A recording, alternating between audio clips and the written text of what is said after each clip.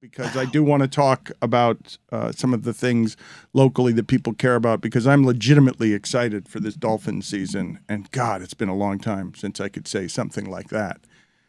And why? That's near the thing? You're getting close to the You're thing. getting close to the thing. I mean, we're very close to the thing. I mean, Very close to the thing. Pick something that's close to the thing. Wait, I don't want to get. I don't know. That's too fast. All of that's too fast. The thing has to happen at the end. It can't happen. It can't be this. I mean, it happens when it happens. We don't force the thing. I'm going to go somewhere else.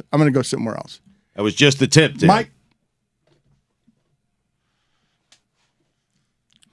Mike is claiming, you speak of tips, exclusive reporting, in this exciting Dolphin season. Mike is claiming that the idea of Gesicki being traded, Dolphin fans don't want him traded. I would guess, you guys correct me if I'm wrong, that Dolphin fans are saying, wait, no, Gesicki makes everything better. You need him. And if I say to you, nope, coach needs a blocking tight end, needs to be a blocker. They don't need him. That's not what, they're not doing that anymore. Whatever you wanted from Gesicki, no, they don't need it anymore. They won't get very much for it, even though it looks to you valuable, because I'm like, yeah, throw it to that guy. He seems to catch it all the time, and he's hard to cover.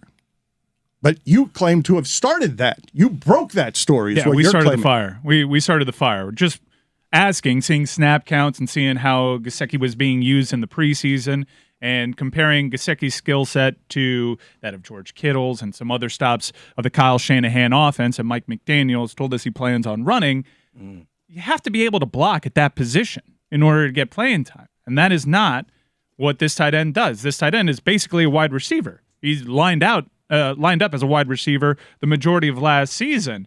So he's playing late into preseason games. He's not getting the majority of the snap count.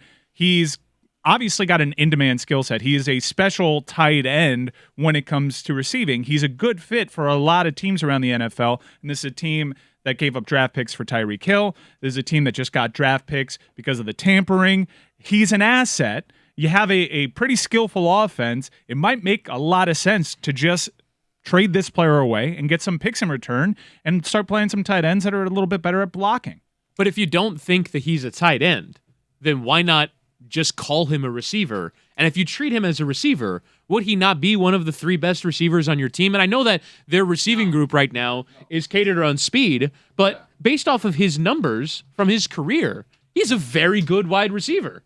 And if you put a player of that size from the tight end position, though, well, with safeties and linebackers covering him. Yeah, I think. You think he's a better wide receiver than, say, Cedric Wilson? No. Yes. No. Come on. Yes. No. If you look at his career, but his speed. If we line up Cedric Wilson and Gesicki and ask him to do wide receiver drills, Gesicki's going to be really good for a tight end. He's not going to be good for a wide receiver like Cedric Wilson.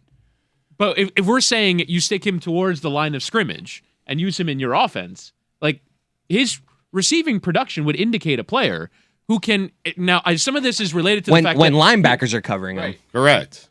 Or safeties are in the box. Like, yes. I'm not saying he's a bad player. I rate the player. I think he's a good player, and I'd be curious to see how McDaniel actually uses him, because the tight ends he's usually been around are primarily blockers. George Kittle is a phenomenal receiver and a really terrific blocker. right, that's the thing, right? Like, you have somebody that's so multifaceted in that role. When you use him, now he's an ultimate blocker. Like, him and Gronk, I think, are the two best blocking and receiving tight ends that we have.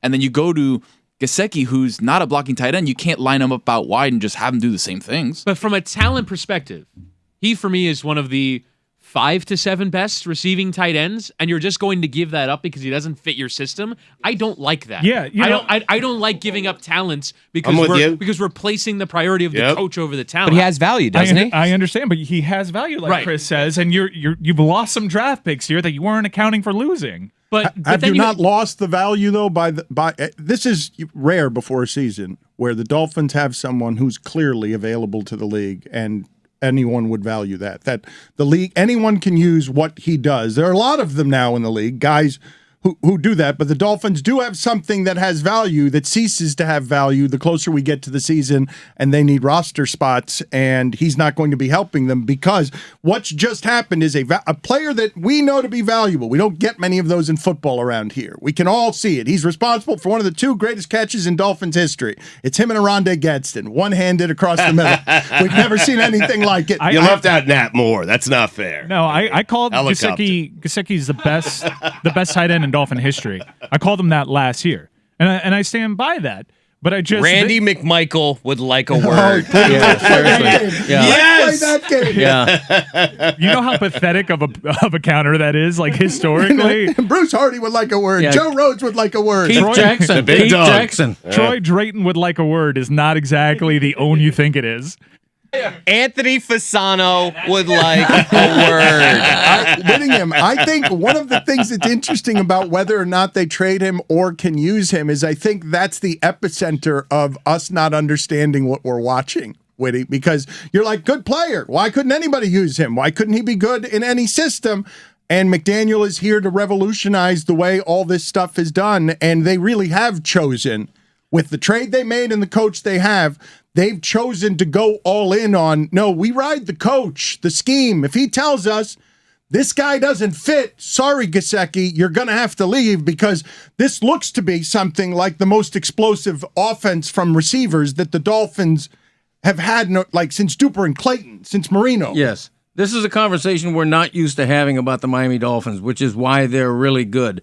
They just cut Sony Michel, a pretty good running back, because he wasn't even their 4th best running back. Now we're talking about trading Mike Gesicki, who is a starting caliber tight end in the league, but doesn't fit this team. And I love that Mike McDaniel is being true to his strength, which is he's a run game guru, and it's his run game which requires a blocking tight end, which is going to make all the more open lanes for Tyreek, for Waddle.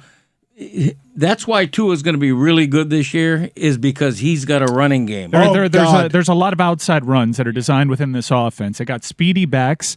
Mostert's one of the fastest backs in the NFL right now. And in order to get, he's the fastest. In order to get to those outside runs, you need a tight end that can generate some push at the line of scrimmage.